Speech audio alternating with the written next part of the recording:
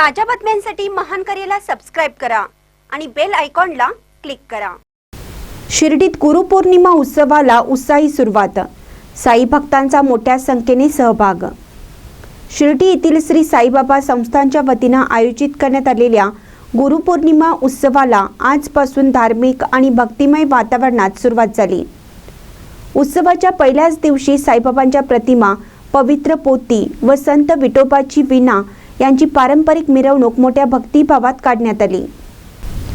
श्री साई संस्थानचे मुख्य कार्यकारी अधिकारी गोरक्ष गाडीलकर यांनी पवित्र पोथी, उपमुख्य कार्यकारी अधिकारी भीमराज दराडे यांनी वीणा घेऊन सहभाग घेतला।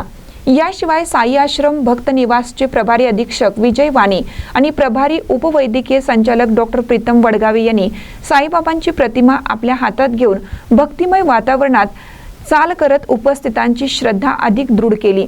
मिरवणुकीदरम्यान संस्थानचे प्रशासकीय अधिकारी संदीप कुमार भोसले, मंदिर प्रमुख विष्णू थोरात, जनसंपर्क अधिकारी दीपक लोखंडे, मंदिर पुजारी वर्ग, शिर्डी ग्रामस्थ आणि देशभरातून आलेले साई भक्त मोठ्या संख्येने उपस्थित होते।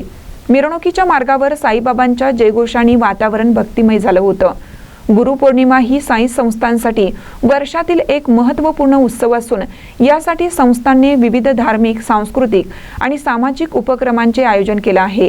शिर्डीत येणाऱ्या साई भक्तांची वाढती गर्दी लक्षात घेता संस्थानने सुरक्षितता, वाहतूक व्यवस्थापन, भोजन व निवासाची प्रभावी तयारी केली आहे।